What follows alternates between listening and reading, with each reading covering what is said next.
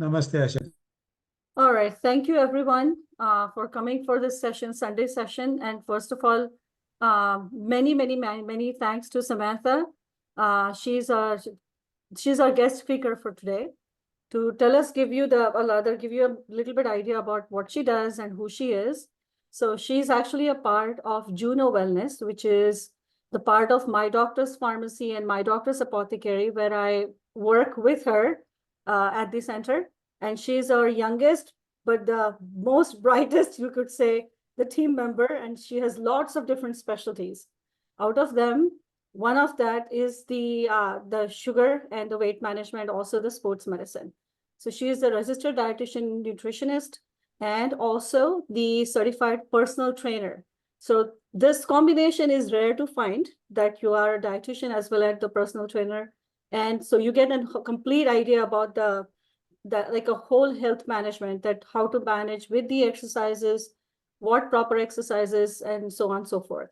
And I have a first-hand experience with, especially with her sports medicine, because my husband does a lot of hiking, and she has recommended a really good overall exercise routine and the food categories before his hikes as well, like major hikes as well. So before further ado, Samantha, is all up to you. We are handing over this platform. Just a little slight change for today, that Samantha has been going through some voice issues her voice is a little scratchy from last couple of days because of some weather issues. Yeah. And she's recovering, and still she has agreed to be on the platform today. So we have the pre-recorded session for today's topic. We'll run that thing, but she'll be here throughout the session, so to answer your questions after the whole session is being done. So please take an advantage if you have especially young athletes at home or somebody who is into the sports as well. If you have any further questions regarding today's topic and something related to the other sports medicine as well, so take that advantage. All right, Samantha, all over to you. Thank you, Alka. And Alka's our rock star too at the pharmacy. She's our amazing herbalist and social media famous person.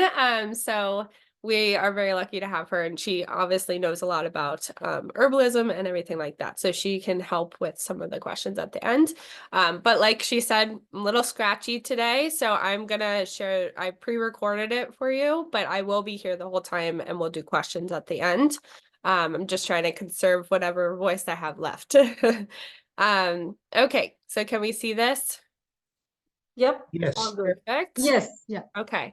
And let me know if there's any volume issues, but I'm just gonna play it for you now. What we're learning today is 5 strategies to balance your blood sugar and lose weight for good. So my name is Samantha Smith. I'm one of the registered dietitian nutritionists here at Juno Wellness, and I'm also a certified personal trainer. So let's get into the information.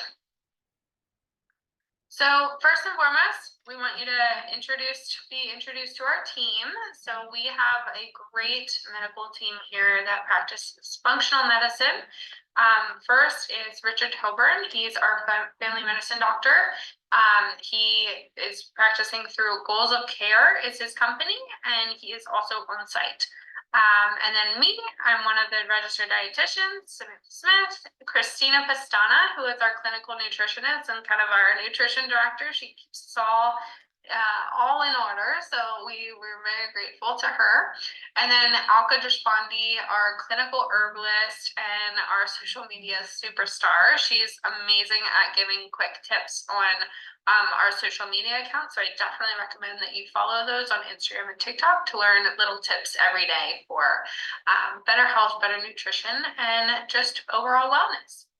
So before we start, a little bit about me is I obtained my degree from Penn State, Pennsylvania State University.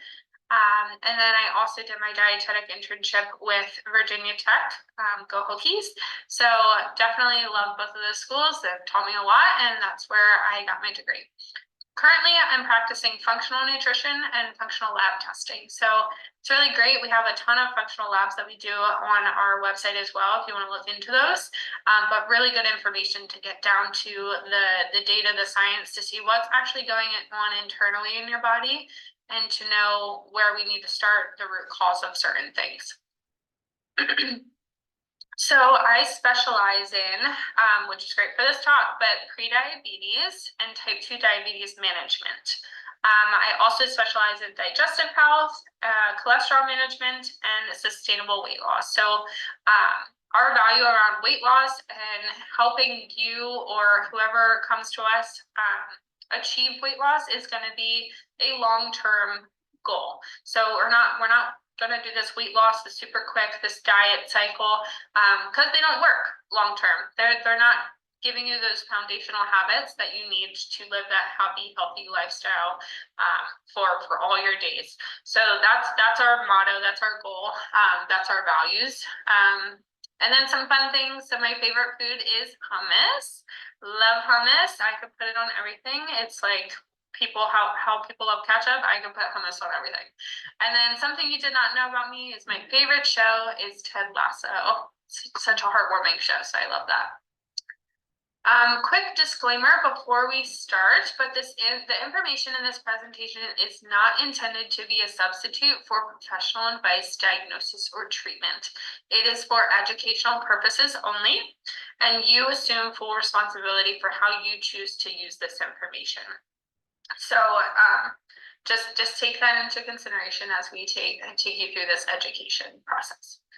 So first and foremost, let's start with the definition. So to help manage blood glucose, we first need to understand what blood glucose or blood sugar is. So blood glucose is often referred to as blood sugar, which is a type of sugar that circulates in your bloodstream and serves as a primary source of energy for your body's cells. So super, super important to provide our cells energy. So essentially what's happening is glucose enters your bloodstream by the way of digestion of certain carbohydrates in the foods that you're eating. So some examples of good some good examples of carbohydrates would be rice, pizza, candy, chips, bread, flour tortilla, fruits, and beans. So these are largely carbohydrate-rich foods, and we'll talk about how they affect your blood sugar here as we go.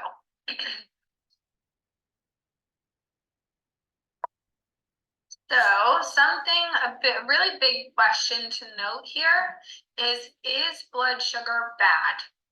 Short answer, no. But we'll get into more of the details of why. So blood sugar is your body's main source of fuel for your cells. It's like the gas to your car. So let's think about this.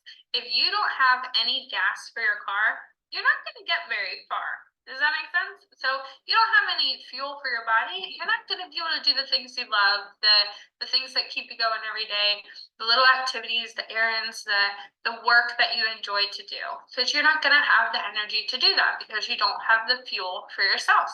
So it is super necessary to perform so blood sugar is very important to perform these everyday activities like walking, thinking, digesting, going to the gym, cooking, reading, anything that you can think of, tapping your leg, that requires blood sugar. So this is why it's not necessarily bad, it's just in what context is it good versus bad. So what's not good specifically for blood sugar is when it is elevated or very low blood glucose for extended periods of time.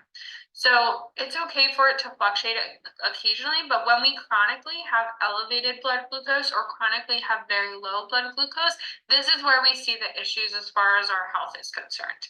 So something that we want to note there. So quick fact before we get into more of the education and the tips is the average American eats a whopping 20 teaspoons of sugar every day, according to the US government figures. That's well above the American Heart Association's recommendation for 6 teaspoons for women and 9 teaspoons per men for the whole day, which is crazy if you think about it. So we are close to doubling, tripling what we actually need throughout the day as far as our added sugar intake.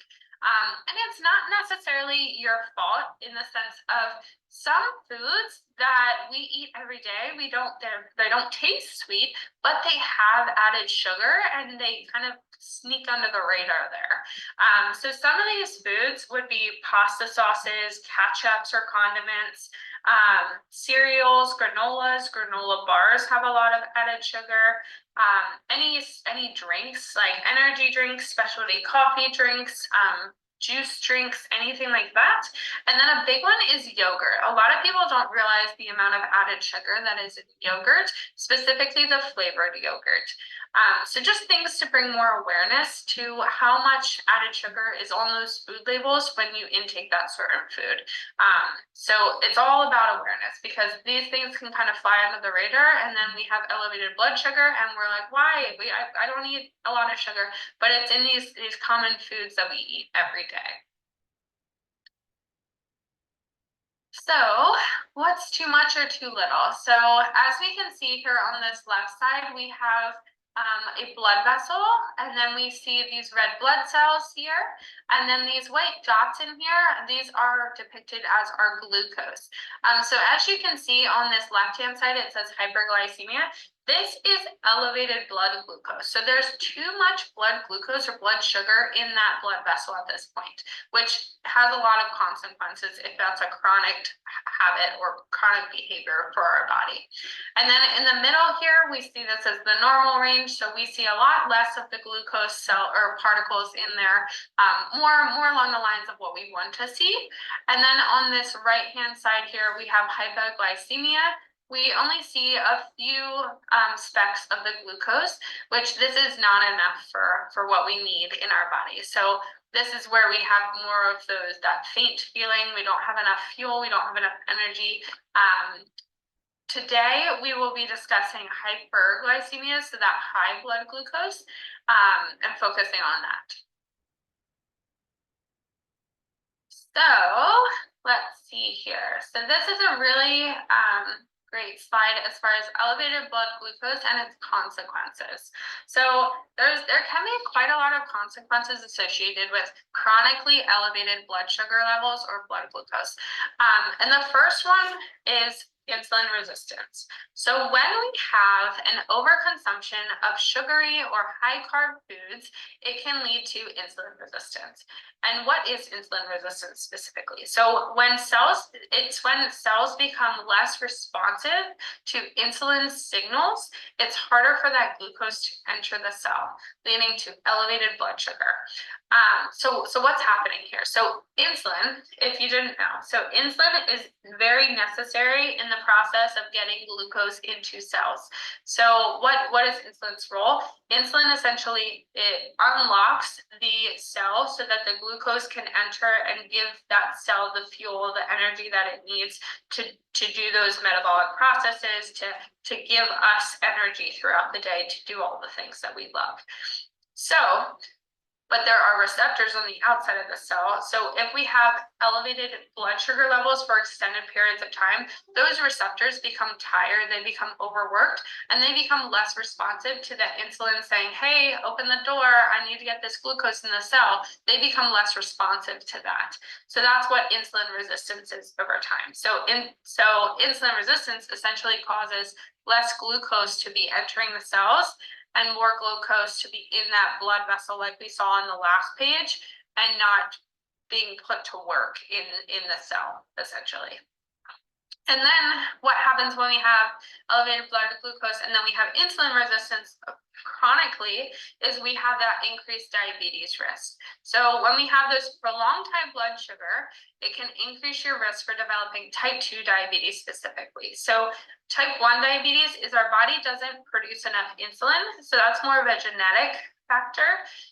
We can't really do much to reverse or cure or anything like that. It's more about just providing your body with the insulin.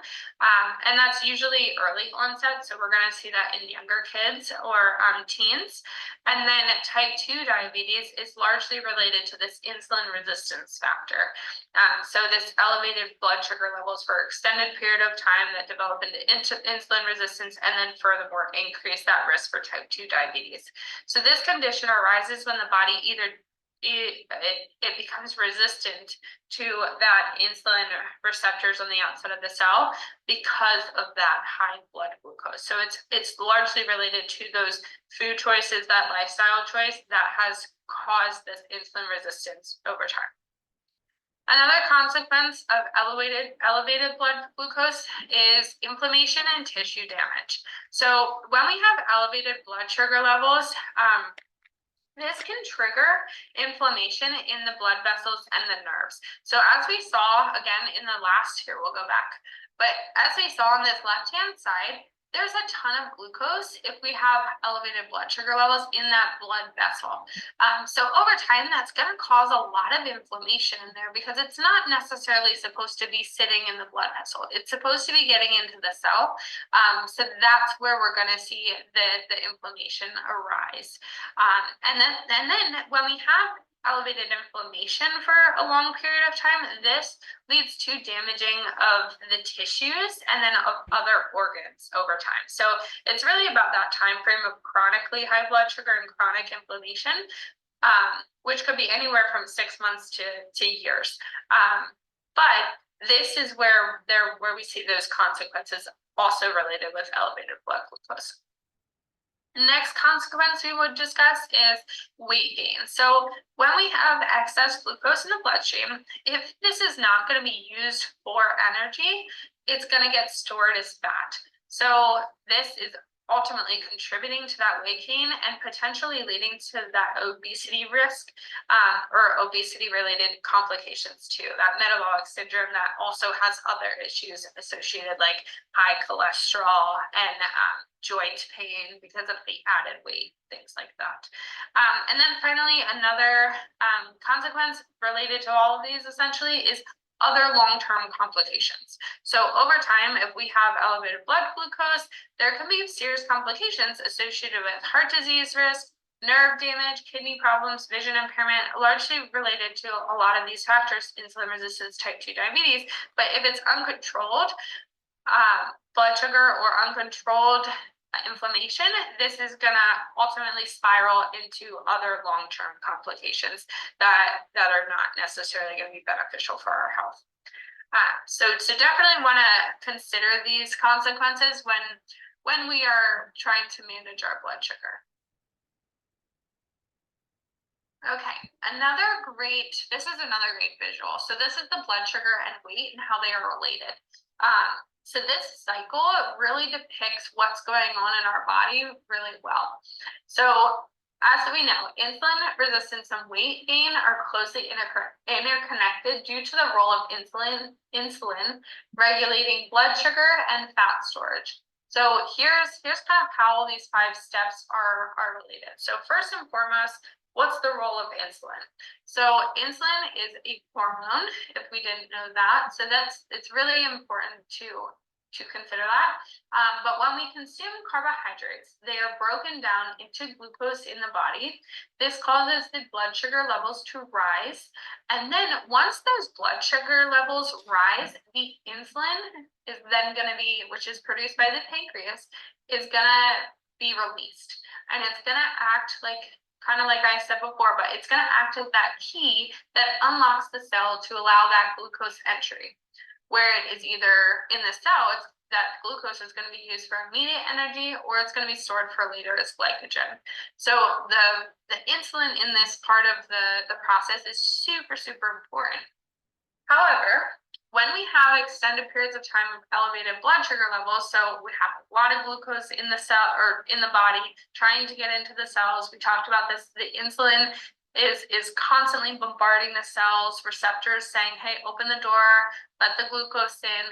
It becomes overworked. So when we're having all these added sugar foods or these high refined carbohydrate foods like donuts, ice cream as depicted here, over time, if we eat like this for 6 months, a year, we're eventually going to develop this insulin resistance because our body cannot handle this much amount of glucose in the system at one time to get it into our cells.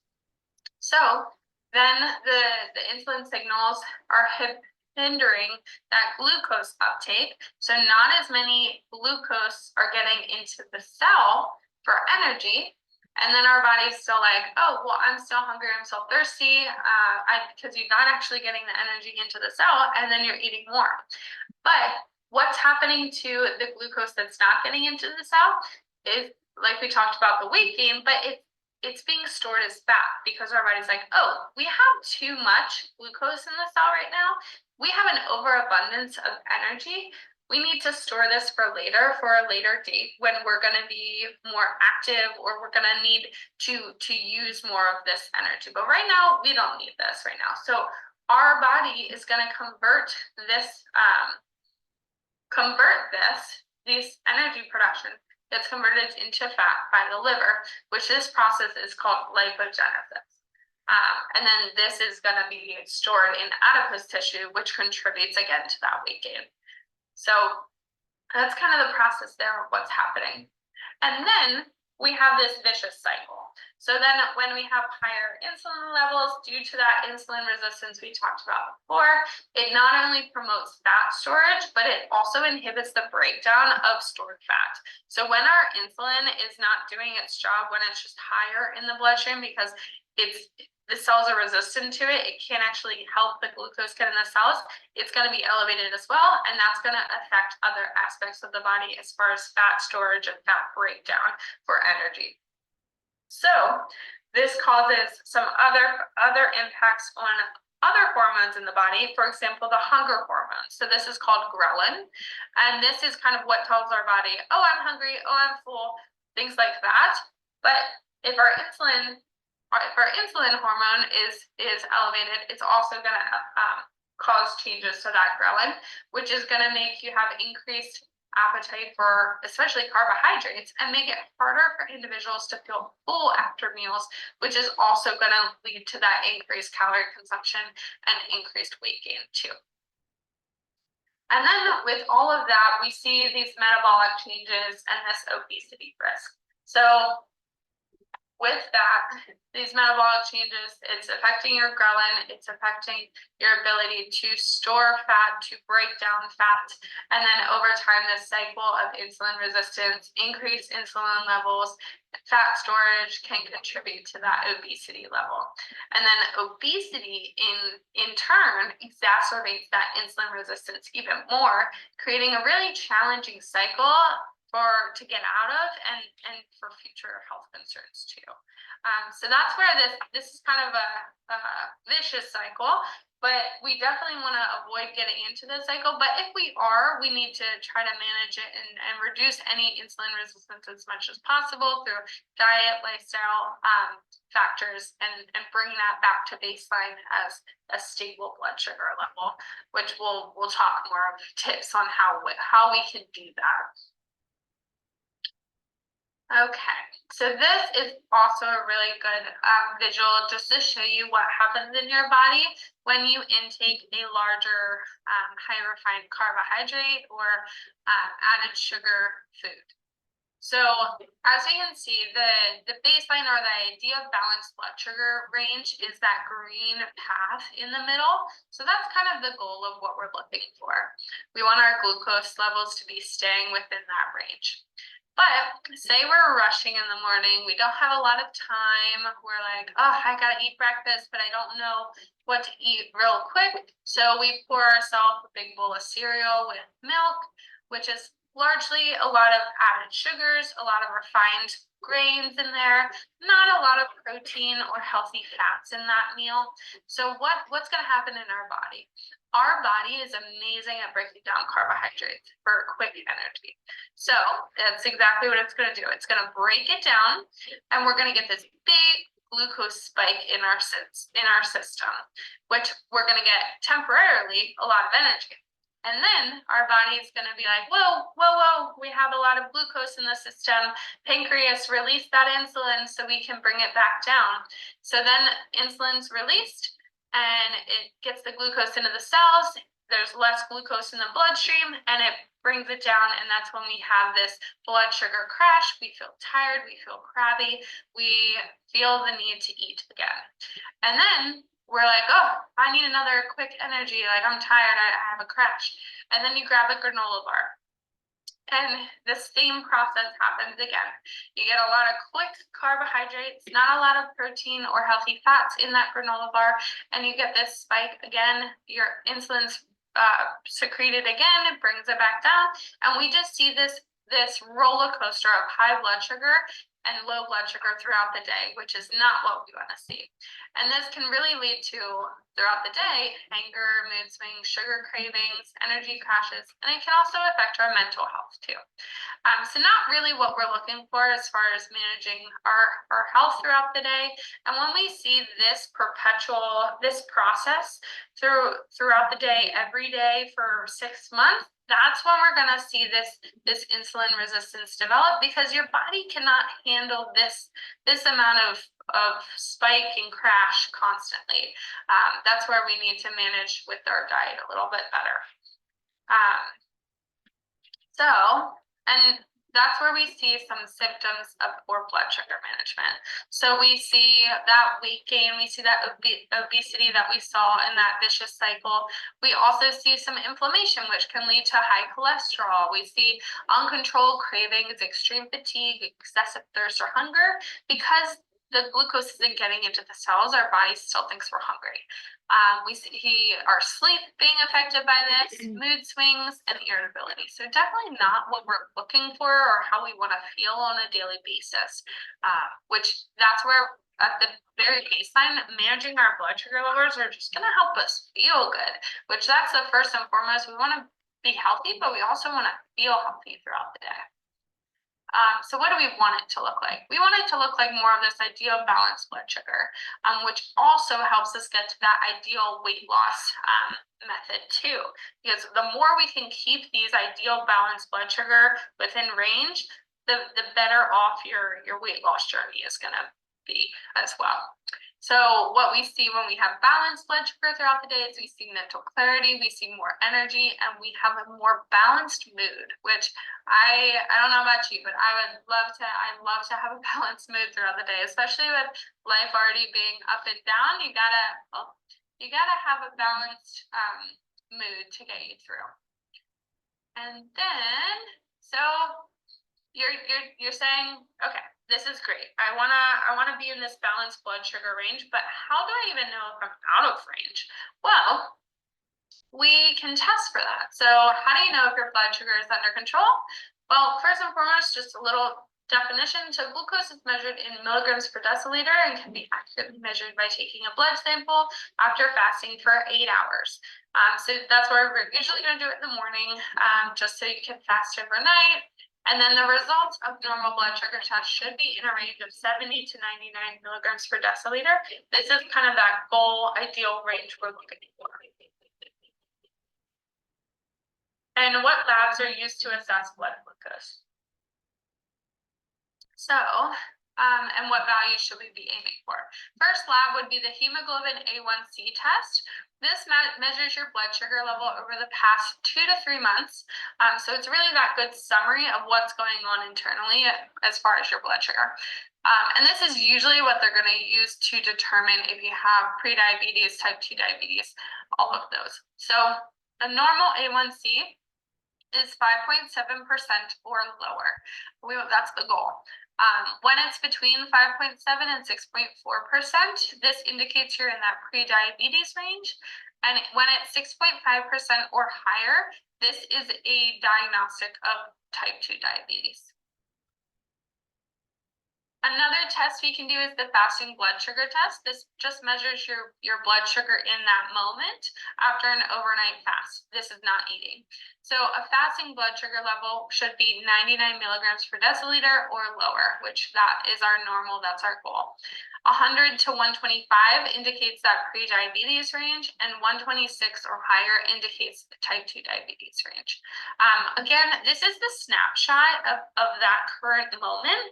That's why this A1C test that we talked about on the last slide, this summary, this is more overall comprehensive to determine how your blood sugar has been. And then the third test we could do is a glucose tolerance test. So this measures your blood sugar before and after you drink this liquid that contains glucose. So it's like this thick sugary drink. But this is testing. We want to see how well your body is handling that glucose. So how quickly that insulin gets the glucose into your cells to be used for energy. Or if there's insulin resistance, this is going to tell us. So after that 2 hours, after this drink, a blood sugar level of 140 milligrams per liter or lower is what we want to see. 140 to 199 indicates you're in that pre-diabetes range, and 200 milligrams per deciliter or higher indicates you're in that diabetes range. So you have a lot of insulin resistance, your glucose is not being used effectively in your system. So now we know how to measure our blood sugar. What can we do to regulate it? So here we have 5 strategies to help regulate your blood sugar. First and foremost, food pairings are a must. So what do I mean by food pairings? Food pairings would be pairing with the other macronutrients. So there's 3 major macronutrients in our foods. There's carbohydrates, there's protein, and there's fat. As we can see by this chart, super cool, there is a carbohydrates we saw, they break down super quickly in our system, and then we crash because if we're just relying on carbs, that's not going to be enough. Whereas proteins break down a lot slower over time, so over that 5-hour mark, much slower than carbohydrates.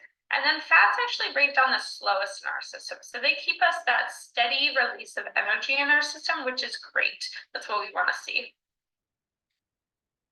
So how does this relate to food pairing? Well, when we pair those carbohydrates with a protein or a fat, it's gonna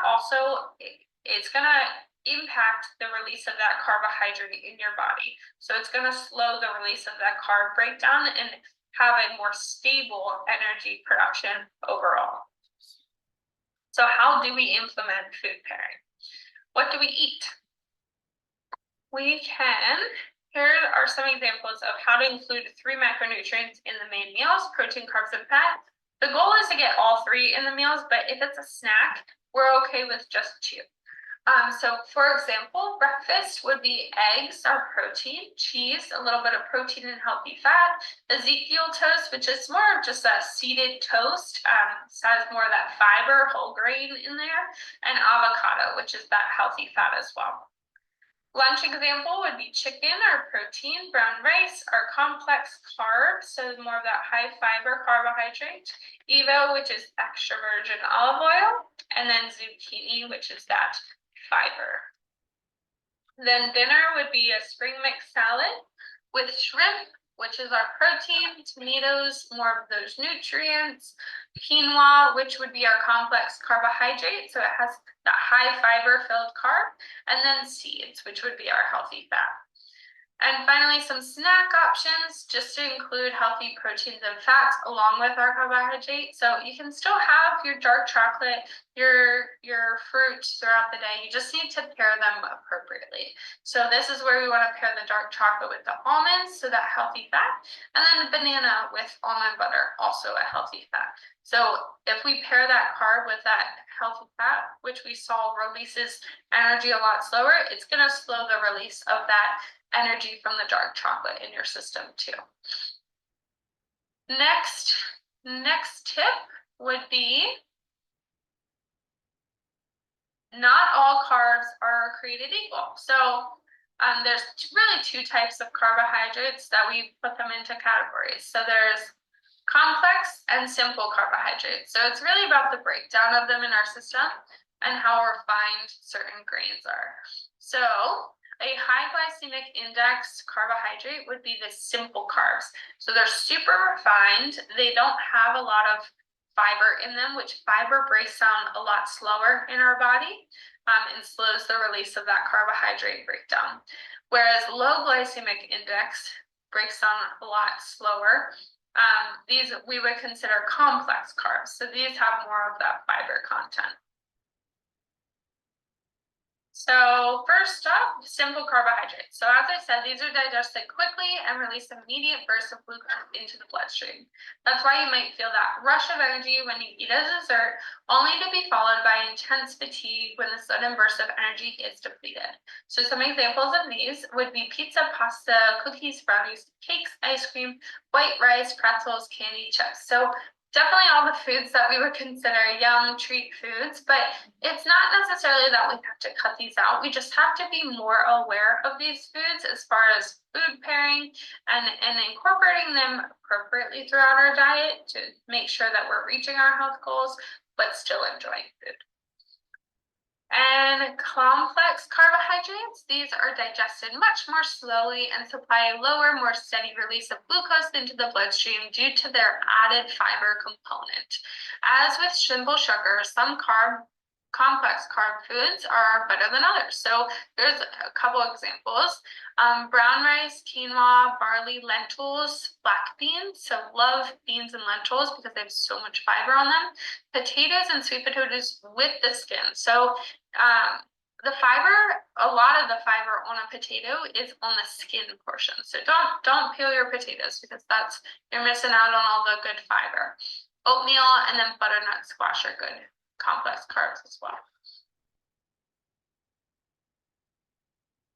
Next up, portion size matters. So not only do we have to be wary of certain carbohydrates and food pairing, but we need to make sure that we're intaking the appropriate portions for our body. So a quick tip to do this is using your hands, because I know some people like to track on apps and weigh their food and stuff like that, but it's not necessarily sustainable long term. And you're not always going to have a food scale with you or even your phone. So something that you will always have with you is your hands, which this is a good way to just easily track. It's not that you have to pick up all your food and make sure they fit appropriately. It's more of just a guesstimation and being aware of the portions.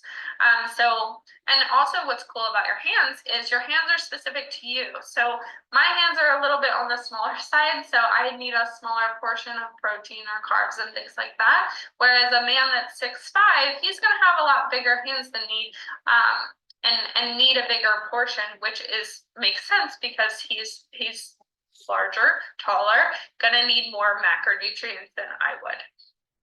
So quick tips. So protein, a serving of protein would be about the palm size of your hand. Veggies would be 2 cupped hairs. Excuse me.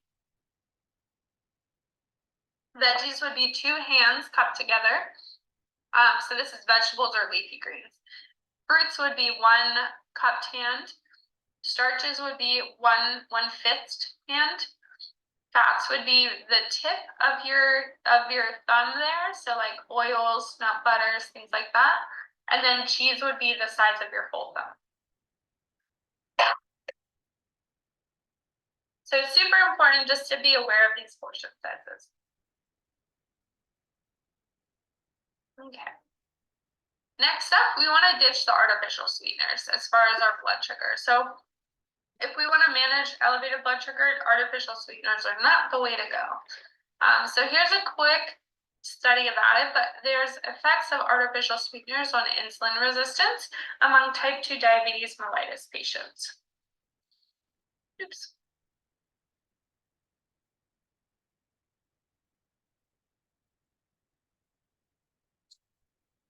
So this is a really great article that shows us exactly how artificial sweeteners affect our body and what they do to our body, in the sense of, yes, artificial sweeteners may seem healthier because they don't have the calories that real sugar or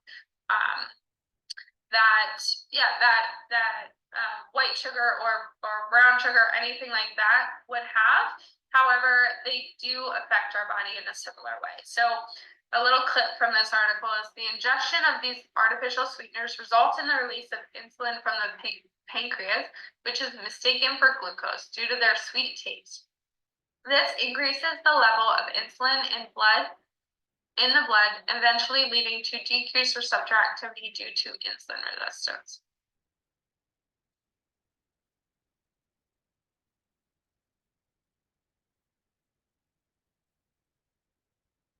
So what this is telling us is that even though these artificial sweeteners don't have the same amount of calories as other sugars do, since they are sweet, they're super sweet. They're about 600 times as sweet as white sugar. But since they are still sweet, our body still thinks this is glucose and releases insulin from the pancreas to get this glucose into the cells. But over time, if we're still intaking too much of this artificial sweetener, it's still going to have the same effect on that insulin resistance and those receptor activities are going to decline, even though this artificial sweetener doesn't have the same caloric intake as other sugars do. So that's where we want to avoid artificial sweeteners as much as possible.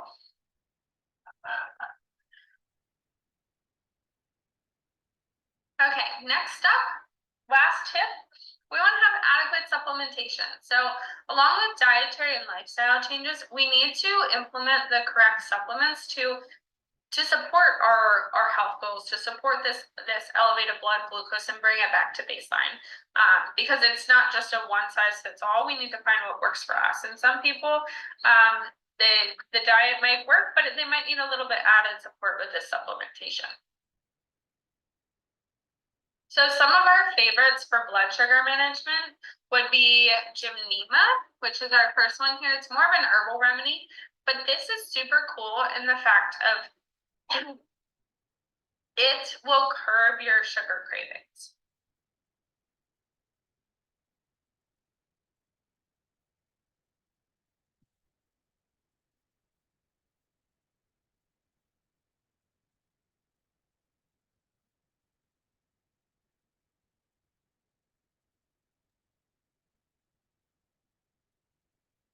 Yes, so Gymnema will curb your sugar cravings. And what does this mean? So if you normally have a sweet treat at like 3 p.m. in the afternoon, I want you to take the Gymnema 20 minutes before this time that you usually want a snack or a sweet sugary snack, and just watch. The Gymnema is going to kind of deter you from having that sugar craving, which it's amazing for that in the moment need for that sugar or that sweet treat. Berberine is the next one. This is a really great antioxidant and anti-inflammatory. And there's a lot of research on berberine, but it shows that it actually brings down glucose and A1C in conjunction with your diet and lifestyle changes. But it also really supports healthy weight management too, which is that's the whole goal. We want to manage your blood sugar, but we also want to have that sustainable weight loss too. The next one, vitamin D. Everyone needs vitamin D, especially in our area, and especially the amount that we are outside throughout the day. We're likely not getting enough from the sun, because even when we are outside, we have clothes kind of blocking our body, so we're not absorbing those nutrients or the vitamin D into our skin as much as we would if we're like laying on a beach somewhere.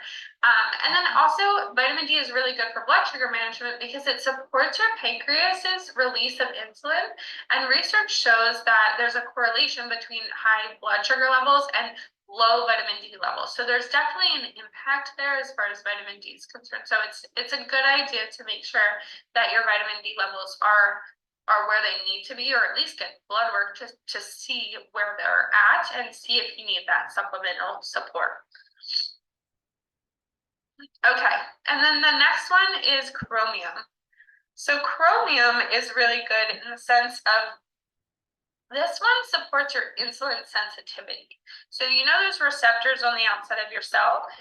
Chromium helps them to not become as resistant. So this is really going to be perfect for anyone with insulin resistance and kind of alleviating some of that insulin resistance. Again, along with the diet and lifestyle change.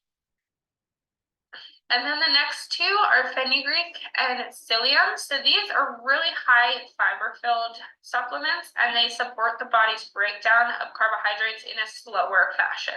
So when we have these fibers in our body, they're also going to promote that carb release in that slower release of energy instead of the spike and the drop.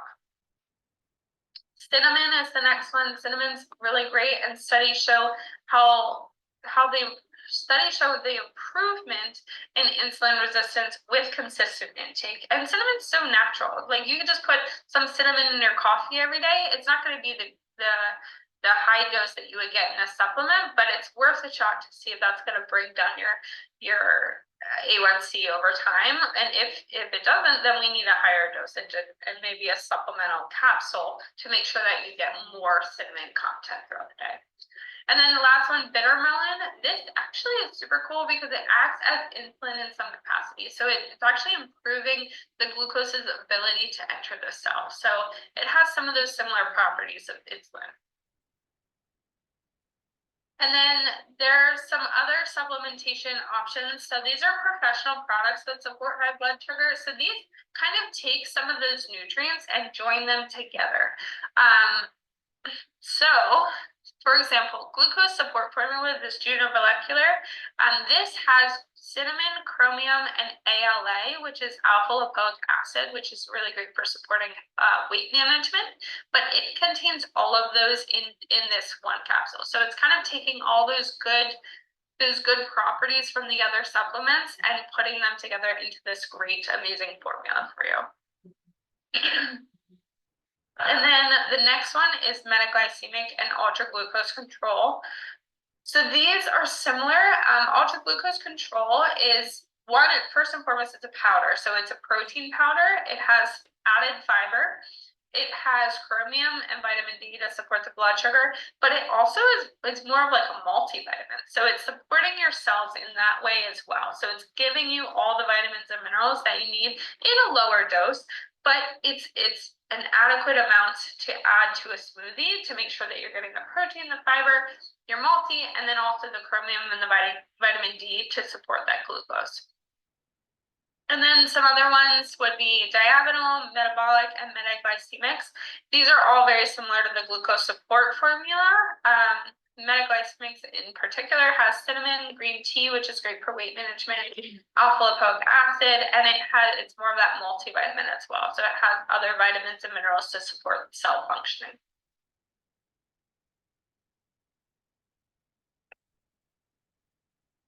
Okay.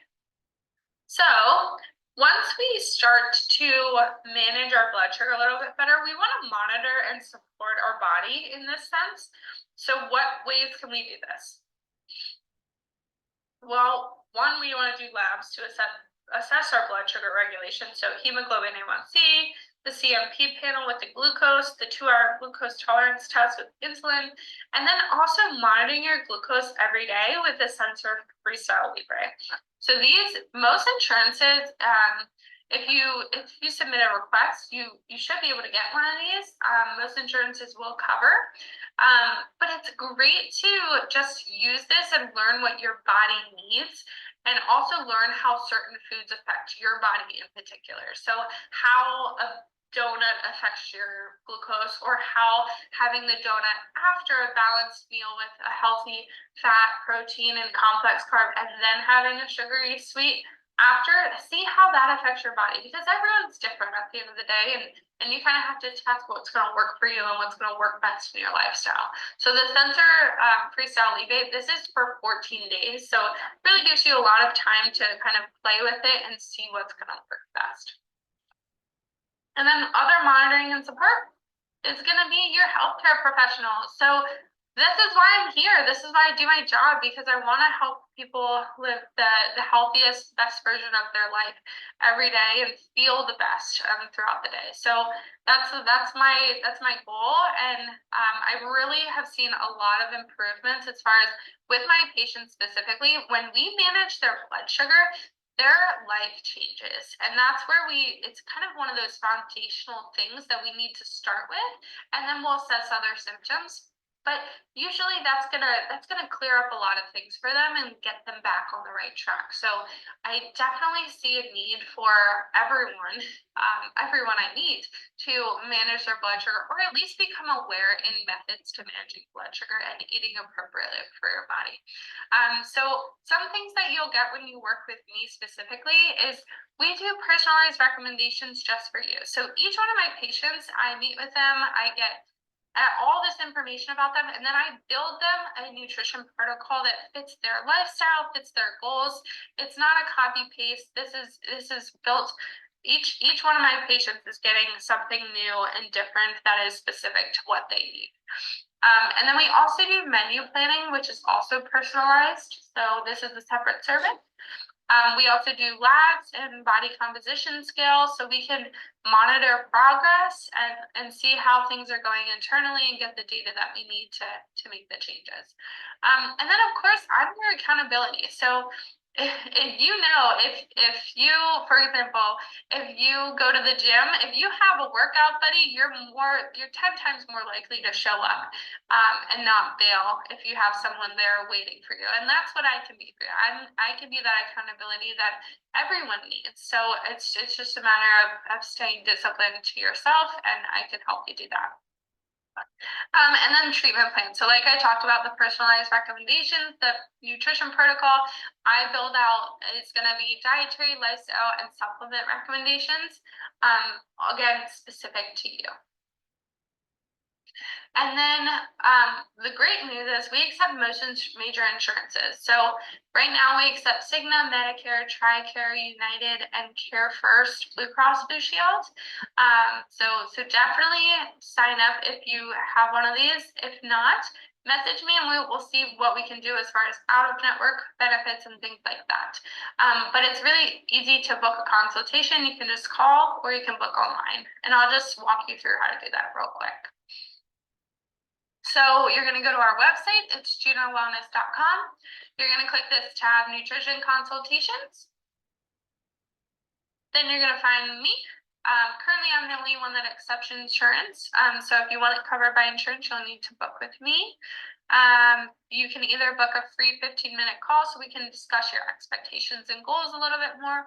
Or if you're ready after hearing this talk, if you're ready to make that life change, just go ahead and book an initial consultation.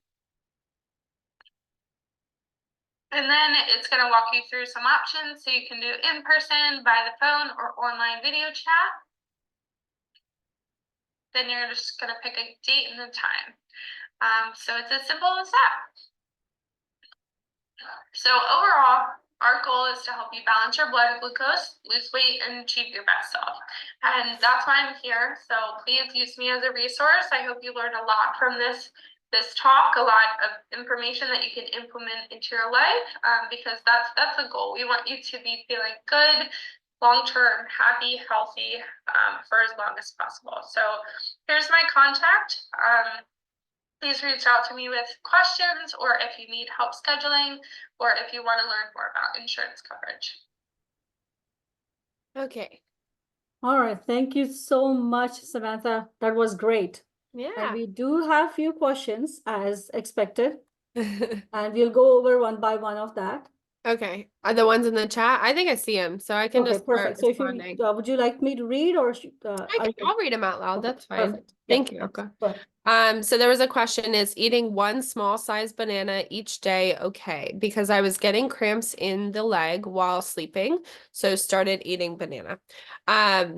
This is a really good question. So this comes along with that food pairing tip that we talked about. So eating a banana is fine. Your body needs that carbohydrate, but just making sure to pair it with almond butter or a handful of nuts and seeds or something like that is going to manage that blood sugar a little bit better. Also, if you want to have the banana after a meal, that would be more preferred. So after a balanced meal, have the banana as your dessert or your sweet after that. Also another tip, so bananas are good for leg cramps, but also magnesium is really great for leg cramps. So if you have ever tried a magnesium supplement, that would be my recommendation to help with like restless leg or any leg cramps, especially at night. Next one is, many doctors recommend daily metformin for people with prediabetes. How does that help in sugar control and weight management? So metformin is really good at blood sugar control. That's the main medication that they're going to recommend for. Usually I'll see them put type 2 diabetics. So we talked about that range. Once you're in that range, they'll put you on medication. My only caveat with medication is my goal is to stop it before it gets to that point. So when you're in that pre-diabetes range, it doesn't even have to be meat. Go to a dietitian and start to work on your diet, because I've had many patients now. I actually just had one last week. She brought her a hemoglobin A1C from 7.9 to 6.2, which is huge in 3 months, just through diet. So that was really rewarding for me to see as a practitioner. But that is a testimonial of what you can do with making dietary and lifestyle changes before you have to go on a medication for the rest of your life. So metformin does work, but my goal is to make the changes early before you get to a medication.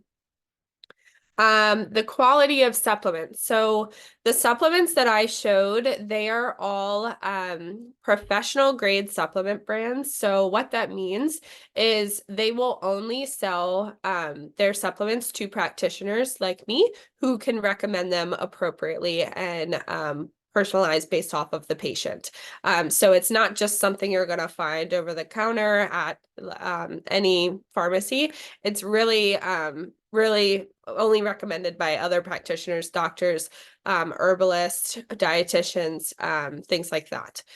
They, as you may know, supplements are not regulated by the FDA. However, these companies that we work with, their facility is regulated by the FDA. So that's kind of the closest thing we can get to really high quality, really high testing, just to ensure that their ingredients are what they say they are and the dosage is all correct and everything like that. So yeah, I really trust them. I take all our supplements. I've tried a bunch. So okay. Next one is the portion size given for each meal. Yes. So when you saw like the cupped hand as the fruit, that would be for one meal. That would be your portion. So usually we'd have 3 of those throughout the day. Also, it depends on the person. So the reason I like to use the hands is because I have really tiny hands, which means I have smaller portions, whereas there could be like a 6'5" male that has huge hands, and that's an indicator that they need bigger portions, which makes sense. So they need more calories throughout the day to fuel their body, because their metabolism is very different from mine. So that's where I like to use the hands as the portions. Thank you, Samantha. Appreciate it. Let me see. Can you show data regarding the supplement tabs and glucose before and after treatment? So I don't have data or research right now to show, but I can certainly share with Alka or whoever to get you that research. I would share my favorite one is berberine for glucose control. I have probably all of my blood sugar managing patients on that, and I love it. They love it. So I've seen a lot of personal experience of improvement there, but I'll find some research and just some updated research and send it your way. Okay. Are natural sweeteners such as dates and honey better than refined sugar or sugar? Or, okay, is it better than refined sugar? Okay, so are dates and honey better than refined sugar? 100%. So what we're getting with the dates and the honey versus the refined sugar is more of the fiber. So dates has a lot of fiber, which is going to slow that release of sugar in your system. And then honey doesn't necessarily have the fiber component, but it has a lot of other benefits. So it's very antimicrobial. It has some, it'll help with allergies, like seasonal allergies if you get local honey, and things like that. And then it's also more of that natural sweetener versus buying like refined cane sugar, white sugar, stuff like that. Thank you, Samantha. Thank you. Oh, I missed one. Okay. Is ashwagandha a good supplement for modulating blood sugar? It's not my go-to. So Alka can probably speak more about this. She's very familiar with ashwagandha and adaptogenics. But ashwagandha is more for regulating your energy levels. So from my understanding, it's an adaptogen, so it's really cool. It's going to give your body what it needs in that moment. So if you're kind of dragging one day, it might give you that boost of energy to get you back to that normal level of energy. Whereas if you're super hyper and you're always boosted, it'll bring you back down to kind of calm you and level out that energy, so you don't feel so up and down throughout the day. So not necessarily related to blood sugar that it's going to change the energy. It's more just kind of your nervous system a little bit more there. Okay. Please comment on intermittent fasting. So that's a good question. It really depends. So for intermittent fasting, I always recommend if it's going to work for your lifestyle long term, then it's okay. The only problem that I usually foresee with intermittent fasting is people want to do it for 2 months, 3 months, 4 months to lose weight, and then they stop it and they go back to eating how they normally eat, and then they gain weight, or they have undesirable reactions to it. So that's my only thing. I would choose something that's going to work for you forever, because that's the goal. We want to have these foundational habits that we're making healthy food choices, we're moving throughout the day. That's going to be that long-term goal. But with intermittent fasting, it does work to help manage your blood sugar levels in some degree. So for women, it's a little bit different because we have a lot of hormones. So it's not always the best to fast for like 12 hours at a time. I would probably keep it to like that nighttime fast. So like last meal at 7, first meal at 7 or 8 in the morning. So you're getting like those 12 hours at nighttime, but you're not really noticing it. I don't usually recommend like the 24-hour fast and things like that. But again, I will work with people if that's what you want to do and you think it's sustainable long term. I've had patients that come to me and say, I only eat 1 meal a day. And I'm like, okay, if you want to continue that, we have to make sure that you're getting all your nutrients in that 1 meal. So that's my point of view from it, and my experience with it. Okay. Is peanut butter a good source of protein, fat, and fiber, or do you recommend almond butter? So both are really good. They have protein, fat, and fiber. Usually the almond butter and the peanut butters are going to have higher fat content. So as we saw, a portion is quite small. But just making sure that we're aware of those portion sizes, that's fine. It's really a personal preference. Sometimes I will have people, like I like you to switch it up too, because you're going to get different nutrients from peanuts versus almonds. You're going to get different antioxidants, different vitamin E, things like that.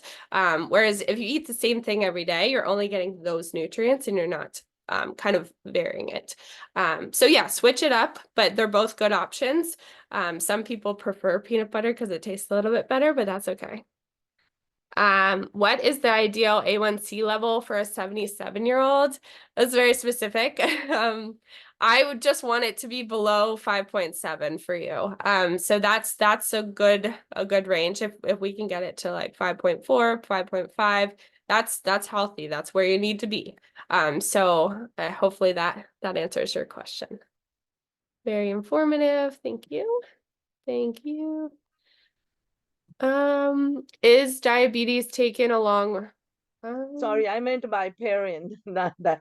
It autocorrect made it diabetes. So biparian taken along with diabetes medicine, will it make blood sugar too low, or does it work with the diabetes medicine?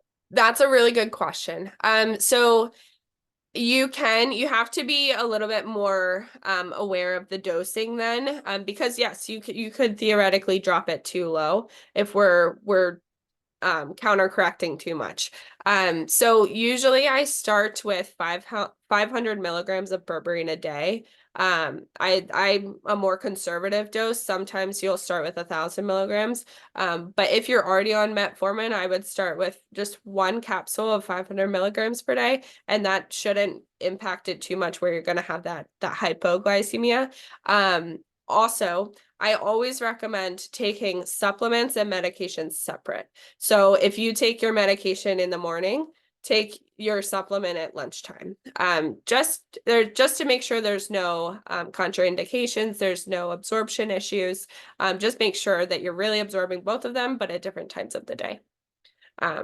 So yeah, so you can take them together. There's no concerns. You just have to, I would recommend talking with a practitioner, specifically telling them your case, what dosage of metformin you're on, just to make sure that you're not taking too much of the supplement, or vice versa. Okay. Also, what about mayonnaise? you talked about butter and peanut butter. How does mayonnaise compare? Yeah, so if we put them in a category of carbs, fats, protein, mayonnaise is in the fat category. So theoretically, if you have like a piece of toast and you put mayonnaise on it, that would be the grain and the healthy and the fat. So that would help manage, but mayonnaise does have a lot of saturated fat. So again, portion size there is the important factor. Okay. Yeah. Okay, next one. Would you recommend a protein shake before a workout or after a workout? So this is a really good question as well. So usually before the workout, I'm going to recommend something quick carbohydrate, some like a really small snack that's higher in carbohydrates, because we saw in this presentation, our body breaks down carbs really quickly, and that gives you that boost of energy. So you're going to work out really hard. And then after the workout is when I would have the protein shake. So what happens after the workout is we essentially tore our muscles while we're lifting or running. We're breaking the muscle a little bit, and then it needs to rebuild. So we need to provide it with those amino acids, that protein. Okay. For vegetarians, what are some good sources of high protein and low carb foods that you would recommend? So high protein for vegetarians would be lentils, beans, tofu, tempeh. Alka could probably help me a little bit more because she's a vegetarian. But those are my main ones. Hummus, I'm obsessed with hummus. So those are kind of the main ones that come to me off the top of my head. Alka, do you have any other ones that I missed? Yeah, so the masoor dal, the red lentils, as well as broccoli and the paneer. That's also Oh, one of the paneer. things, yeah. Yes, I always forget that one. Thank you. Okay, do you recommend skipping breakfast for sugar control for non-diabetic? I usually don't recommend skipping breakfast. We are breaking the fast, so it kind of sets your day up. And usually if we skip a meal, our body knows how much food we need to eat throughout the day. So usually if you try to skip breakfast for weight loss or anything like that, you're gonna make it up later in the day, and it's usually might not be the best choices later at night. So usually I'll tell you what happens with my patients. So they'll say I skip breakfast, and then I have lunch, and then I have dinner really healthy. And then at like 9 or 10 p.m., I'm hungry again and I want a snack, and then they eat a lot of chips or ice cream and all this stuff at night, which it's okay but they wouldn't eat as much if they had that breakfast and they kind of set their metabolism up for the day. So just making sure that you're getting enough nutrients at each meal throughout the day. And then if you want a dessert later at night, that's okay. You probably just won't eat as much. But yeah, so skipping breakfast, again, you have to do what works best for your lifestyle. So if you can foresee yourself the next 20 years skipping breakfast, being happy and having energy in the morning without eating, then if that works for you, that works for you. Just make sure you're having bigger lunches and dinners to make up for it. So that's my recommendation on that. Do you accept Blue Cross Blue Shield insurance? It doesn't show. So this is the one we are still trying to get credentialed with. Unfortunately, insurance takes a while. So we're hoping the next 1 to 2 months we will be with them. But you can always contact me, and I have like a wait list of Blue Cross Blue Shield because there's so many people interested, and we're just waiting to get that credentialing, but hopefully soon. My breakfast is 1 banana, 1 teaspoon of honey, and 5 almonds and 3 Brazil nuts. Is this good? So yeah, let's break it down. So 1 banana is the carbs. Honey, we have more sugar carbs. And then we have almonds and Brazil nuts is the healthy fat. So the only thing I'm kind of missing there is a little bit more of the protein option. Yeah, but overall, if we're balancing, so the carbs and the fats are going to balance each other. So that's good. We just want to make it a little bit more well-rounded. So we're missing a little bit more fiber or like some greens or something in there, and then a protein option. Okay. Any side effects of supplements like raised triglycerides? Of the supplements I talked about, usually that's not going to be a side effect. If anything, managing your blood sugar is going to help manage the inflammation for your blood vessels, which in turn manages your cholesterol, manages your blood pressure. So like I said, it kind of all plays together and has a really positive impact on your body. But those supplements specifically that I talked about, no concerns about increasing cholesterol. Okay. Is it okay to get all the supplements at one time? I'm not sure what this question is, but I'm gonna rework it. I'm gonna say, is it okay to take all those supplements at one time or take all supplements at one time in general? It really depends what supplements you're taking. The absorption rate isn't going to be as great if you're taking 5, 6, 10 supplements at one time, because that's a lot on your body to break down and absorb. So divided doses is always recommended. Alka is a big fan of divided doses too, especially for like multivitamins, just to make sure that we're getting all those nutrients at different times. Okay, couple more here. While pregnant, I was diagnosed with prediabetes.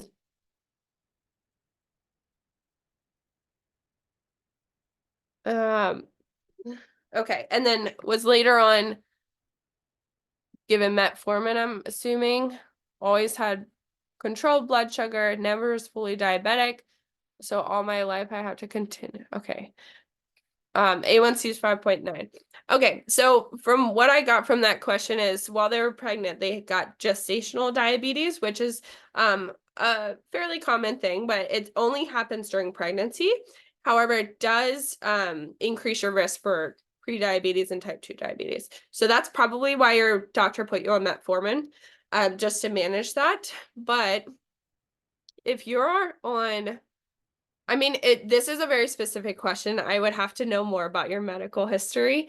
But sometimes when you're already on the medication, it is kind of harder to come off medication for blood sugar management. This is one you would have to meet with the practitioner to, because I don't know your full story. So sorry, I can't really answer that one. Is it okay to eat an egg every day? Yeah, eggs are great. There was some controversy about cholesterol and eggs a while, like years ago, but there's been countless research studies that have debunked that the dietary cholesterol in the egg raises your total cholesterol in your body. It's not correlative. And eating 1, 2 eggs every day is actually really beneficial. Eggs have a ton of nutrients, so they're kind of like mini multivitamins. And they have protein, so they're a really good source of a lot of options there. So okay, another question about the medication. I can't advise you to stop taking medication. And yeah, I would need a lot more information there. So okay, for us, 2 rotis and vegetable curry is one of the meals. What time is good for this meal? Breakfast, lunch, or dinner? What should be other meals in that case, according to your recommendation? Okay. So for Alka, can you tell me what a roti is? Yeah, so it's a whole wheat tortilla, but Okay. again, it depends upon the way the person's asking. I don't know the size of the roti because it depends. If it is fulka, it's going to be small. And Okay. if it's a big roti, the wheat size changes. And it also depends upon what type of roti it is. So, but the basic roti is made with the whole wheat. Okay. So that's good. The whole wheat is that good fiber. Thank you, Aqua. The whole wheat is that good fiber that's going to help manage the blood sugar levels. Vegetables are always, I never limit vegetables for anyone, so eat as many vegetables as you want. The only thing missing there, I would add some type of beans, lentils, something like a protein source for that meal. And then for what time to have that meal could be any time throughout the day. It could be breakfast, lunch, or dinner. Because as long as it's balanced, then that's a good option. So if doesn't have the protein or like the beans and the lentils like you didn't put here, maybe for dinner then, because then it's easier to digest. You're gonna be going to sleep soon, things like that. But that could be a good meal for any day, anytime throughout the day. Okay. All right. Well, that was a great session, Samantha. I said, and she's the part of our team. So if you want to have a direct contact, she has already shared the website with you all. You can always have questions sent to me also. I can connect with you to her if that's the issue.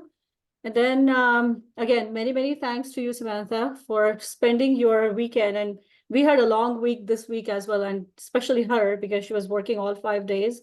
Plus, yesterday we had a pharmacy event where we all were busy for a few hours of her day. So she has a full working, including the weekend. Many thanks to you again. And Thank you. especially with your voice having a little bit compromised there, you still showed up. So it was, again, many thanks to you. And Thanks this is for a being great tip. I'm flexible. sure many of us have benefited from it. And I'm sure you will be getting more calls as well. So